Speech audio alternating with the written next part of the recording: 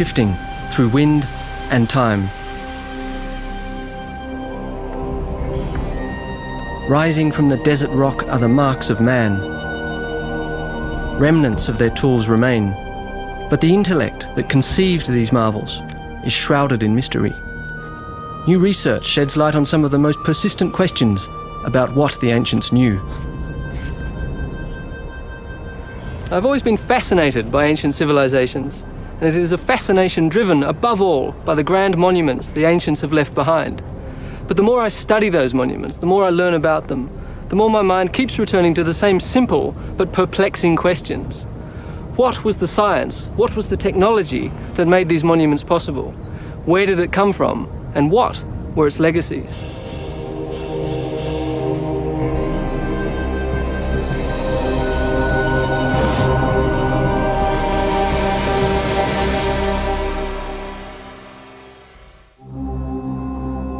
They say faith can move mountains. Well, in the case of the ancient Egyptians, it was their faith that made them move one mountain to build another. To do that, they invented not tools, but clever techniques and methods. I flew to Egypt, looking for remnants of their ancient past, to uncover something new about the ancient legacy.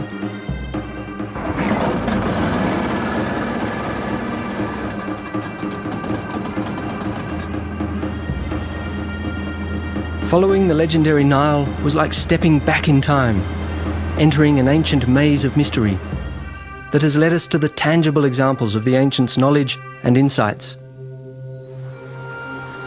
The earliest Egyptians lived in a world without science, in a world full of mysteries with few explanations. Their legacy began 7,000 years ago, when they sought to harness the Nile. Every year the river flooded following the snowmelt in the Ethiopian mountains 1,200 miles away. For the most part, the flood was a blessing, because during drought time there was starvation. But the flood brought ample crops and life. Mind you, 97% of Egypt today is desert, and the Nile was and is the main source of water. Thinking about their environment, the ancient Egyptians began to develop methods utilizing nature to their advantage. Mimicking the natural basins that retained water when the river receded, they built canals to direct the natural flow even to distant fields, where the Nile left behind nutrient-rich soil once the water evaporated. The Egyptians invented the world's first irrigation system, and the Nile became the key to their success. With a lot of time on their hands to think and wonder, the ancient Egyptians detected natural rules and cycles. The predominant force in their lives was the river. In a time before the era of hieroglyphs, we know that the ancients tried to predict its flood levels by carving markers into the rocks. Given their total dependence on the Nile, the Egyptians needed a way to forecast its behaviour. Eventually, they built this pit designed to trap the rising water. They developed a Nilometer, a simple yet effective method. It could take various forms, but here on Elephantine Island at Aswan, it was a row of steps with a height in cubits carved into the wall. From the height the river reached, they knew what the year ahead had in store. A height of 18 cubits meant famine, 24 meant abundance, and 27 foretold disaster. The Nilometer was a sign of life.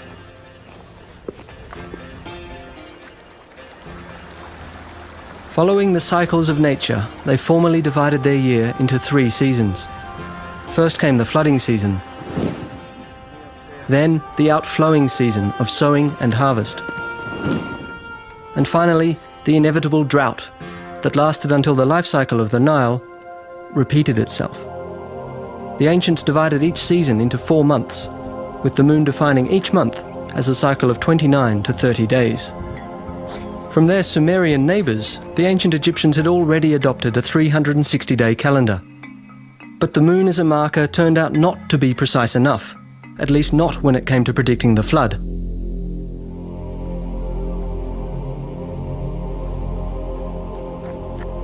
Eventually, they looked for another solution, one that would have far-reaching consequences.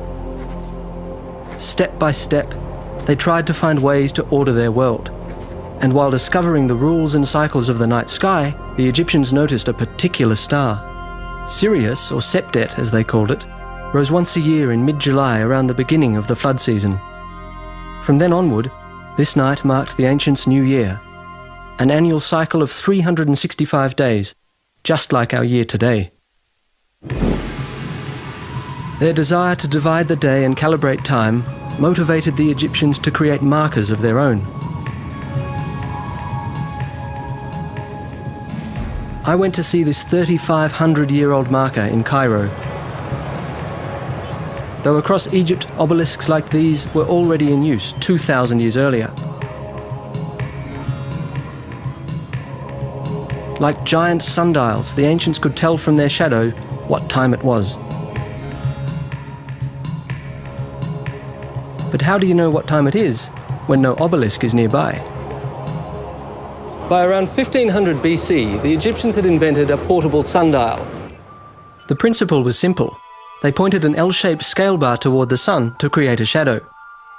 For accuracy, a plumb bob helped keep the instrument level. If held horizontally and pointed directly at the sun, the shadow matched the width of the scale bar. And where the shadow falls tells you what time it is. You have, in other words, a clock.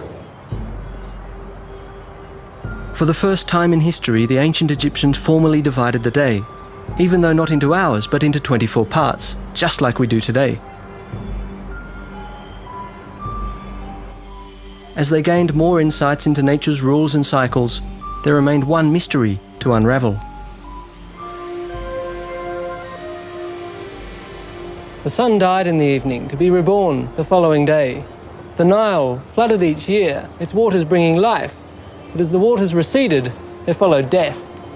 From this natural cycle, the ancients must have concluded there was more to life than met the eye. There were two sides to the coin. On this side, life, on the other, the afterlife. But there was a catch. Just as you needed a body for this life, so you needed a body for the afterlife, ideally your own and intact. And that would have a ripple effect.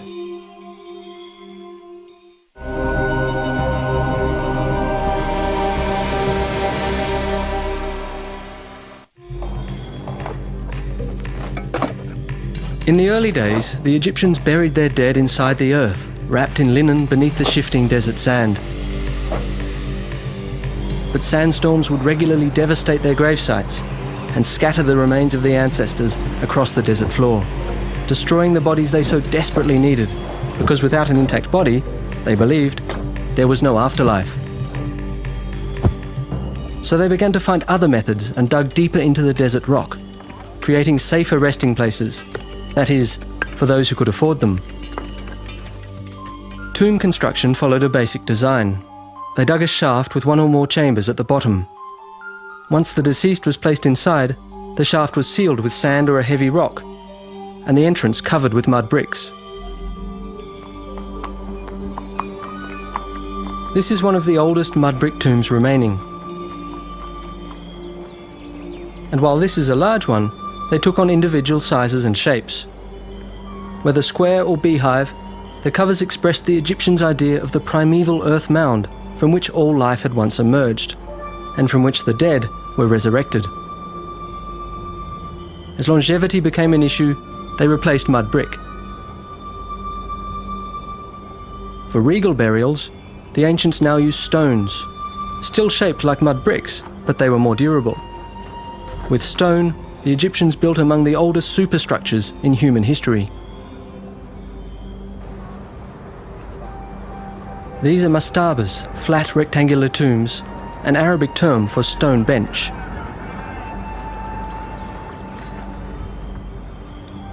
Mastabas became a mark of status.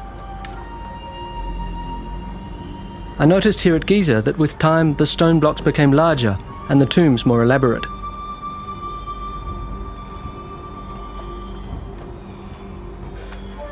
This was a burial shaft. I could see that the ancient craftsmen were true masters. The high level of finish makes it hard to believe they're 5,000 years old. At the end of the shaft, a mastaba like this contained one or more burial chambers depending upon wealth. A rectangular superstructure above the burial shaft contained a corridor, a chapel, and another important feature, a serdab. And your position in society? I met with the chief Egyptologist of the Giza Plateau, Mr. Mansour, to look inside a mastaba. Yeah. Here is the chapel or the corridor which leads to the chapel of the tomb. The chapel? Yes, but you could see how important this tomb was by the level of finish and architectural detail. Before the chapel of the tomb, you can see a corridor. And this corridor, if you look to the ceiling, you will see that they built it in a vaulted ceiling. Massive stone blocks form the walls and a saddle roof. Cleverly applying the right triangle, the ancient engineers calculated the arch, and then chipped away the stone to create the vaulted ceiling. It was one of the earliest uses of geometry. This corridor, they painted and they built the wall paintings with the daily life scenes. Mr. Mansour pointed out that the ancients took gifts and material belongings to their grave, but that wall paintings replaced the world they lived in. These images were as good as the real thing, depicting cherished activities like winemaking and details of their daily lives as farmers. Each picture a magical, eternal offering expressed in art.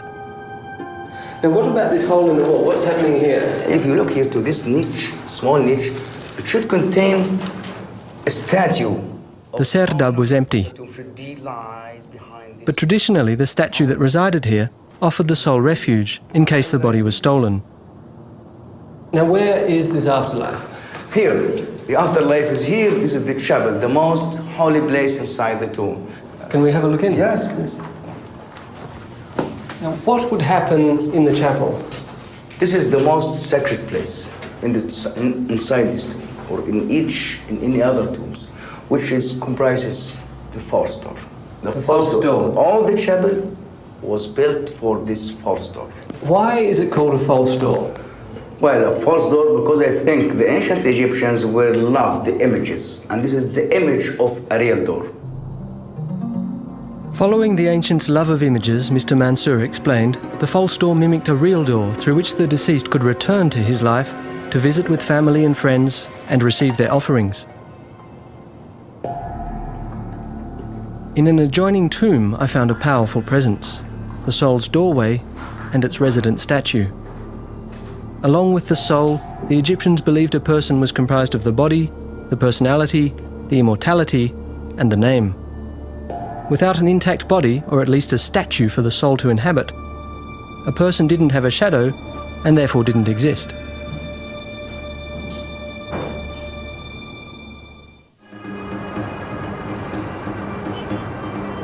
Modern Cairo today is home to 30% of Egypt's entire population. Like in ancient times, life still revolves around the Nile. And farming still remains a central part of it. The ancients used basic tools, yet they developed creative and intelligent methods, like the world's first irrigation system, to produce enough food to sustain an entire nation. But the Egyptians capitalized on yet another gift from the Nile, one that has left its permanent mark in world history: papyrus. The Egyptians invented one of the first portable recording mediums in the ancient world. To make a sheet of papyrus, they cut the inner pith of the stalk into strips. Then they'd soak them and arrange the pulp strips at right angles.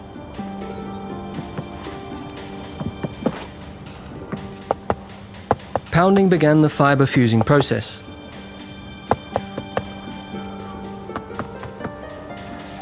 Heavy weights further fused the plant cells after forcing the air out, reducing the thickness by about 75%. Air drying compressed the fibres by another 5%.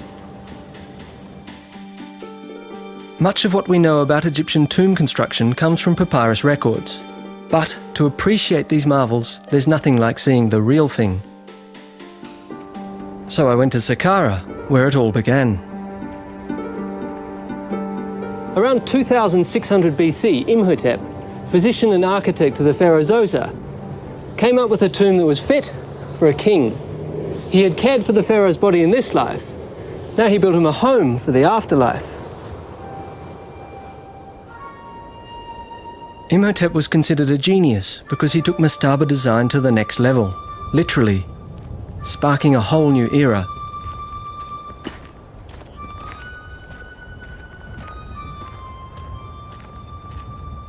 Imhotep started with a mastaba which he expanded on two sides and built from the ground up, a 4-step pyramid around it. While he was at it, he superimposed another even bigger construction over the first, until he had created a tomb with 6 steps, reaching over 200 feet into the sky. The subterranean chambers he connected by a 3.5-mile-long maze of shafts and tunnels. Really unbelievable if you think about it. We have no record of what went on in Imhotep's head, but his innovative design really speaks for itself. Had he not created an image of the sun's rays? Or was it a staircase leading Zoser's soul heavenward towards his afterlife? Imhotep's step pyramid stunned the ancient world, and Zoser's tomb became Egypt's first pyramid.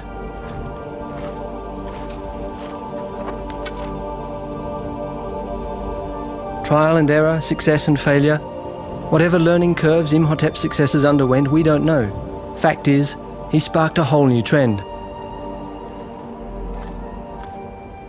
How many attempts failed, we'll never know. Half a century later, either King Huni or King Sneferu took pyramid design to new heights. Experts don't know which one was responsible. To build higher, they experimented with a square base at Maidoom. But the sky was the limit, and after relocating the gravesite to Dahshur, Sneferu started a new, even more ambitious project. At first, it seemed to work. Except 1/3 into the construction, Sneferu's ambition was curbed by the slope. One theory is that the tremendous static weight may have caused cracks on the interior walls. So they lowered the angle, earning his project the name Bent Pyramid. Experts believe it was because of this imperfection that Sneferu ordered a new pyramid. Talk about ambition and determination. For the Red Pyramid, they copied the square base and the new angle of the Bent Pyramid for overall better proportions. It may look like trial and error, but over time they learned to carefully calculate their constructions. The Rhind Papyrus dates from 1650 BC. While it's a copy from an earlier document, it may still be older because the era of pyramid construction had ended around 150 years earlier. It's a 15-foot-long scroll. This part shows that the ancients came up with a formula to calculate the perfect proportions of a pyramid, and that they had a basic understanding of the principles underlying the Pythagorean theorem 1,000 years before Pythagoras was even born. What Sneferu had created was the first true pyramid. 4 equal triangles on a square base. Now I wanted to see how they had solved the weight issues of the interior.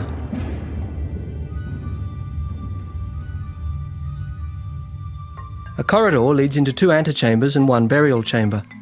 They're located in the centre, about 90 feet below the entrance.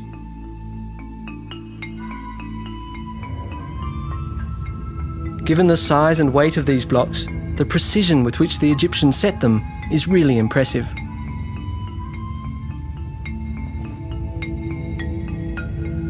So this was how they distributed the massive weight. They built what architects call a corbelled ceiling. This one is over 40 feet high.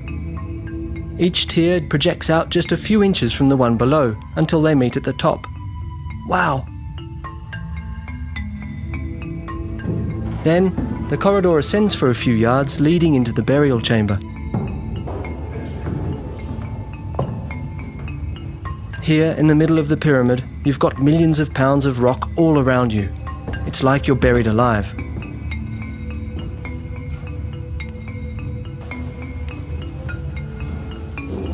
The robbers have long since cleaned this place out, but the air in here smells like it hasn't changed in thousands of years. No fresh air gets in through this narrow passage, although the ceiling is 50 feet high. Stuffy doesn't come close. It's well over 90 degrees and the bats in here lace the air with a strong smell of ammonia. Phew. I can't tell you how good it feels to be out in the open air again. Today this is called the Red Pyramid, but originally it was white, covered in a glistening limestone casing to a height of 340 feet. But the sky was the limit. Soon the father would be outdone by the sun. The ancient Egyptians created some of the most enduring structures in human history.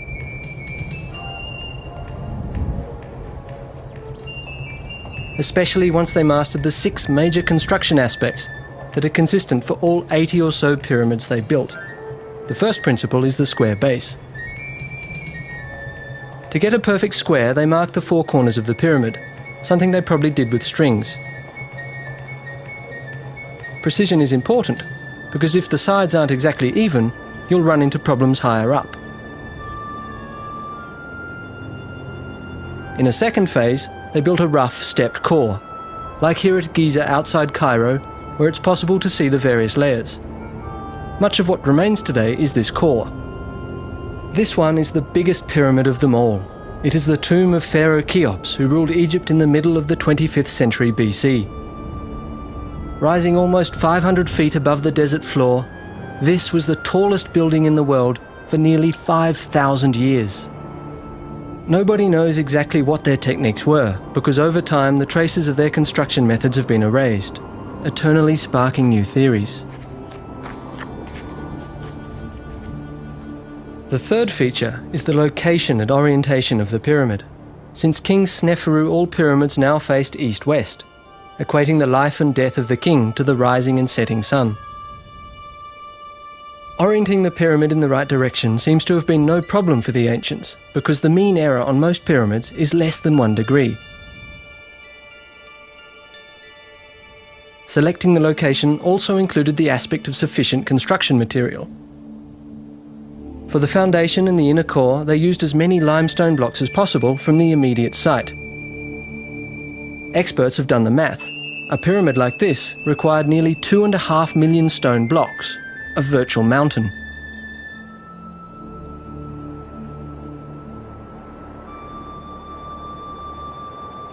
Here in the pyramid quarry, you can still see where they cut the core blocks out of the bedrock.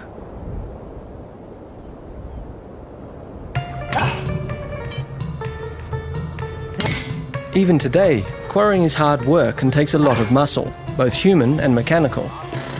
The comparison between our modern equipment and their techniques makes their accomplishments appear even more amazing.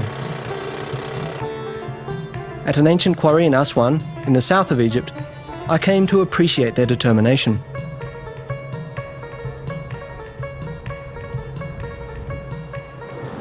This is a block of dolerite, and believe it or not, it was all the Egyptians needed to quarry huge blocks of granite.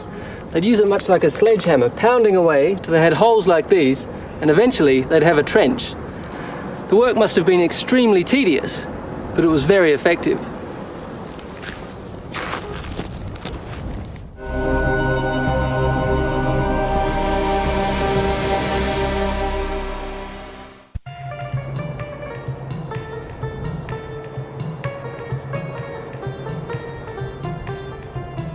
I met with Dennis Stocks, an expert and author of a book on stoneworking technology in ancient Egypt. It's a question of a grid pattern to isolate blocks ready to extract them to put into the pyramid. He explained how they moved these blocks to build the pyramid core. Given the different sizes, they probably used various methods. In some cases, they probably dragged the blocks, while in others, they used sleds and wooden rollers. With simple wood levers, they most likely set the larger blocks in place.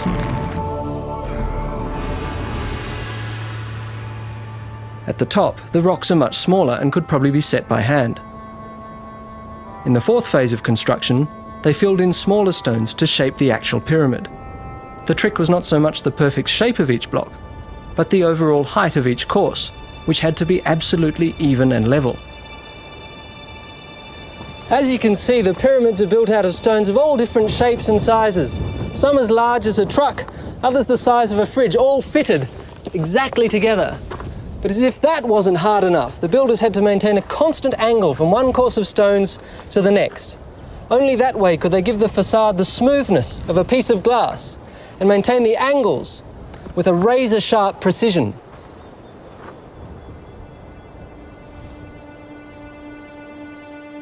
The fifth aspect of pyramid construction was the right angle, the slope, and its proportion to the square base. This was crucial in terms of durability. Finally, there were the white, smoothly finished limestone casing blocks. In most cases, they've been stripped away as the pyramids themselves became quarries. The cap on Cheop's son, Khafre's tomb, is a remnant of that.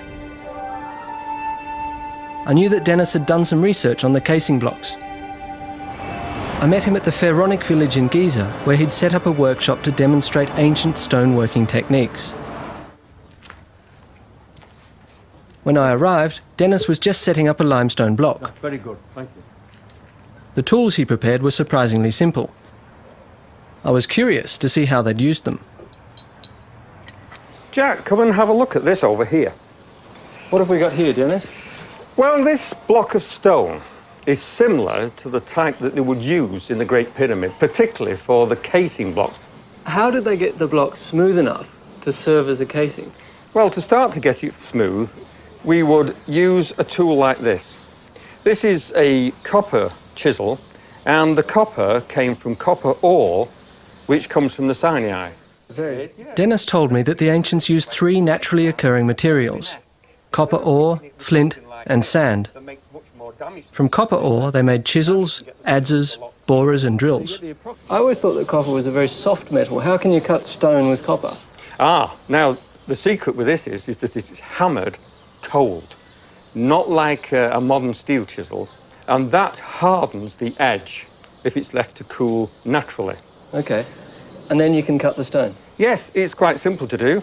You just get the chisel, put the edge on, and then gradually chip away by altering the angle of the chisel in order to get a clean cut along the stone. And that gives you a cut that's smooth enough to build the casing stone? Yes, eventually you would get it quite flat.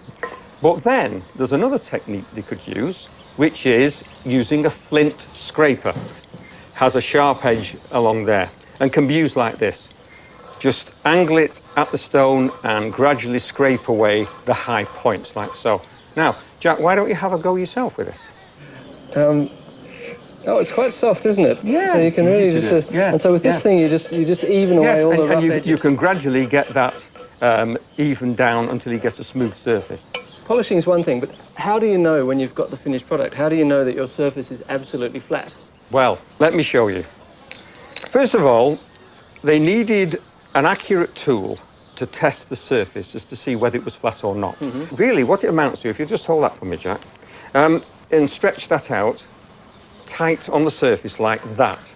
Now, what this is, are three rods that are all the same length. Now, this is extremely important, so that when the string is taut, you can check underneath the string with the rod to see if there are any high spots, like so. So if we touch the string, we know that there's a bump right there. Yeah, if the string lifts up like that, you know that there's a bump.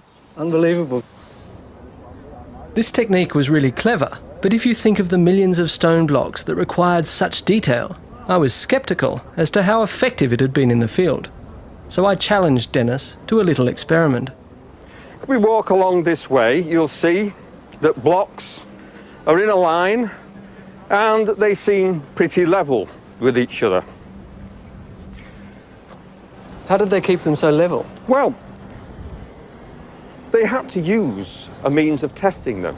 So we'll test them and see how good they are. Let's use the old levelling tool again. Our old friend. The rods and string. Yes. You place your end on that block there, and I'll try this block here. And we'll try your block first with the testing rod. Oh, So that's brilliant. pretty good, isn't it? Pretty perfect. That's good there, but this is the bit here. How's this level here? Oh, yes. You've got to have nothing but admiration for them. So they've got it exactly right. Absolutely right. So the blocks are level. But that wasn't enough. For the pyramid to remain stable, the blocks had to be horizontal. Dennis had brought another ancient tool. Now, we can use this A-frame to check whether the block is truly horizontal. Horizontal like a surface of water? Yeah, in fact, we can use the surface of water to check that the frame is accurate. And we do this by marking a line behind the hanging plumb line. So if your measurement is flat, then this will always hang absolutely vertically. And then you know the rock is horizontal. Yes. So how is that now? It's bang on. It's absolutely right in the middle. It's very good. Very good. But that's one thing. I mean, if you know the block is horizontal, that's fine. But surely you also need to know whether the sides are vertical. Yeah, that's right, Jack. But they had another tool for this purpose. And there was only one place to test it. Now, this is one of the casing blocks that once covered the entire pyramid. That's right, Jack. Because this casing block has to fit to its neighbour, the vertical face has to be truly vertical, and they could test it with this particular tool, which is called an F-frame. And by the way, this is the only place on the plateau that we can test whether a casing block surface is truly vertical. This is a simple tool. So long as this distance is equal to this distance and the plumb line is touching both the ends, then we can say that the surface is truly vertical. So how's it doing, Jack? It's doing pretty well. Then we can show that the surface is vertical. Pretty simple, huh? Well, you've got it right again, Jack.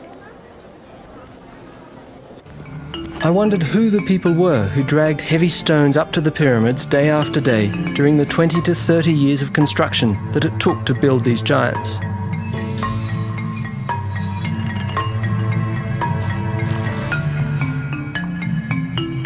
So I went to the foot of the Giza Plateau, where a graveyard is being excavated. It is the resting place of those who worked on the pyramids nearby. The graves provide a glimpse of the workers' lifestyle and hint at the social and economic importance pyramid construction held for the entire nation. Dr. Hawass, what do the tombs tell us? This is the first time actually that we know about the life of the workmen who built the pyramids. Before that, we know a lot about nobles and officials and kings and queens, but nothing about the common people who represent 80% of the nation in that time. Dr. Zahi Hawass, Secretary General of Antiquities, met with me to share the latest discoveries. How was it that the Egyptians managed to get so many people working on such a colossal enterprise? Was this a system of forced labour, of coercion, or was it more a system of cooperation? You have to understand one important thing, that the pyramid was the national project of the whole nation, the whole country. The 1,600,000, who actually was the number of population in Egypt in that time, dedicated their life to build that pyramid because it is for the king, who is actually the god. So it's certainly not an army of forced slaves. No, we believe that the number of the workmen was only 10,000 workmen. Maybe 1/3 was actually a permanent workman who worked for the king permanently. And the rest will be workmen, young people who came through the support of the households in the Delta and in Upper Egypt. Contrary to what has been assumed, evidence emerges that the basic workforce, the muscle power in the construction of the pyramids, were not slaves, but devoted farmers. Every family had to send their share. You know, like today, if you go to any village in Upper Egypt or Lower Egypt, they do like the time of building the pyramid. If you try to build your house, you'll find that every day, every family in the village will bring you food. Building the pyramid was the same like this. What about the Nile and the annual flooding that occurred? Did that affect the work on the pyramids? It does, but it helped in working the pyramid because when the flood completely covered Egypt, there is no work for anyone. What you've described here is really a small city. 10,000 people is a lot of people. How did they organize that? A crew consists of 2,000 workmen. And they divide the crew to 2 gangs. Each gang consists of 1,000 workmen. Each gang had a name, like Friends of Khufu, Main Kawarais Drunk. Each group had an overseer. Then the whole 10,000 were organized by groups, by gangs, by small groups. Then this whole organization could be very easy. They had a big area, like a canteen for feeding all the workmen. You have all storage facilities to store all their equipment, the tools. Because each workman cannot own a tool. The tools were owned by the government. They have people who take care of their clothes. They have people who take care of their food. They have people who really prepare everything for them. Like a pyramid. Yeah. Why do we wonder all the time about building the pyramid? The administration of building the pyramid is more genius to anyone than really building the pyramid itself. And this is why the pyramids built Egypt. Because building this pyramid made them to know about art, technology, and science.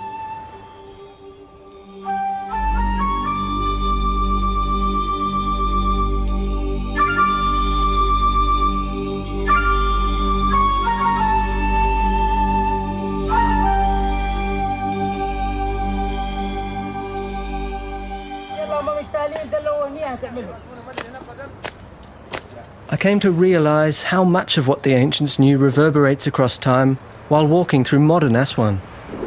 I happened to pass by a construction site where the techniques were strikingly similar to the ancient methods. Simple tools, muscle power and knowledge passed down for generations were all they needed to encase a slope. Strings are still used to keep the surface level. There, like a slice out of time, I saw what it may have looked like thousands of years ago in ancient Egypt. The Egyptian faith in an afterlife spurred not only science and technology, but commerce. Like modern Cairo, the workers' village required a huge amount of supplies on a daily basis.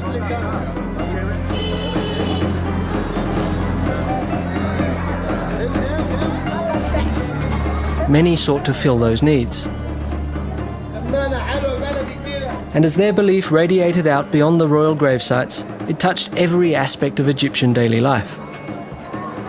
More and more people turned to supplying the demand, while generating a demand of their own. Undertaking and all aspects associated with it became a major industry.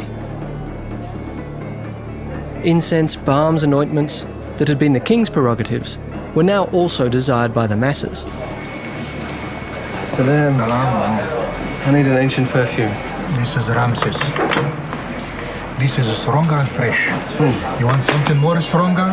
Or lace or... This one? This is lotus flower. Oh, it's very strong. It's a very strong flower. Okay.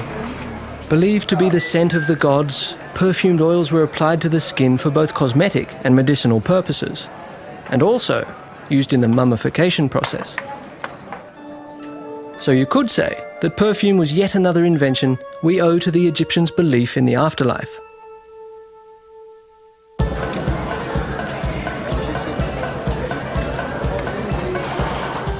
They also created one of the world's most enduring fascinations. In the Cairo Museum, I saw some of the stunning results of the ancient undertakers' art and science. Though they are shocking in their stark reality, the mummies provide an invaluable record of the beliefs, the science and the lives of the ancient Egyptians. 6 feet tall, 90 years old, the father of 100 children during a reign of 70 years, the legendary Ramses II surpassed all Egyptian rulers. The mummification process during Queen Nedjemet's time included the tucking of natron, a naturally occurring salt, in packages under the skin and into the body's hollows. When she was found and transferred up the Nile to Cairo, the natron that had once dehydrated her body absorbed the moisture on the river, causing her dried skin to burst. King Seqenen-Ra's mummy tells of a violent world which he left following a head wound sustained in battle. Amenhotep I, his grandson, is resting in a shroud adorned with flower garlands. Just like today, flowers were a token of love. The mummies tell us that the Egyptians set broken bones, performed amputations and suffered, like many of us, from arthritis. These silent messengers bear witness to a mastery of technology and an astonishing depth of knowledge.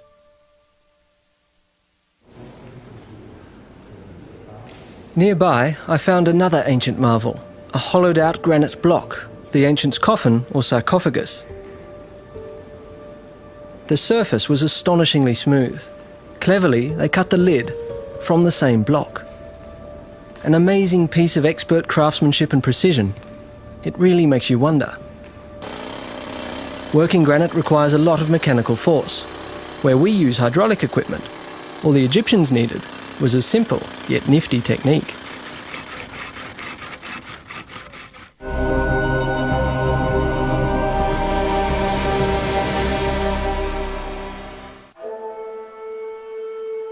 The barren environment of the desert inspired the ancient Egyptians to create colourful images, be it for this life or the afterlife. In their world, flowers took on a special meaning. Records from 2200 BC show that it was in ancient Egypt where the first ornamental gardens were created, more than 1500 years before the fabled Hanging Gardens of Babylon. Solely a prerogative of royalty, some say the ancient gardens were an expression of the god-king's might, so powerful he could grow flowers where nature did not. But the ancients saw more in them. They were an image of rebirth and regeneration, tokens of love and worship for the passage from this life to the afterlife. Placed with the mummies inside their coffins, flowers were believed to protect them for an eternity, and granite, so they believed, provided the ultimate insurance. On the Mohs scale of 1 to 10, granite is a 7, making it at least as hard as steel. Just how they were able to hollow out a piece of rock this hard was a question for ancient technology expert Dennis Stocks. You know, one of the most difficult things that the Egyptians had to do, a very mystifying process, is how did they drill the holes in solid rock? Anyway, this is the way that they did it. First of all, they had a copper tube which had a shaft of wood driven part way into it so that there's a space in the tube underneath.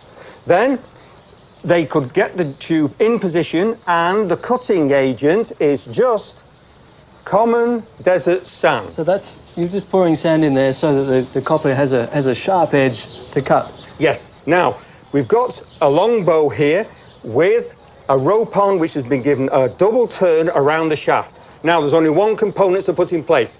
Can we put the top capstone on? Now, this is just to put in position for the shaft to rotate in while the bottom rotates in the hole. So if you'd like to take hold of this... So this is what holds the drill in place, just hold that, yeah? And like don't that? put any pressure on. And while the two operators turn the drill, the sand is now steadily and slowly but surely cutting its way right through the stone. And the only limiting factor is our strength and the length of the copper tube. Right. So it's a very good technique, and of course it's very, very economical. Why? Because you're only drilling the circumference of the tube out. The core can be knocked out later and you're left with a hole. Super technology, really is.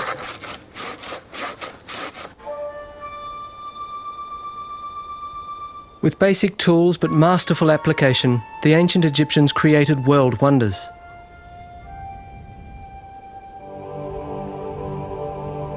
And while their knowledge and experience grew, the craftsmanship of the pyramids went downhill.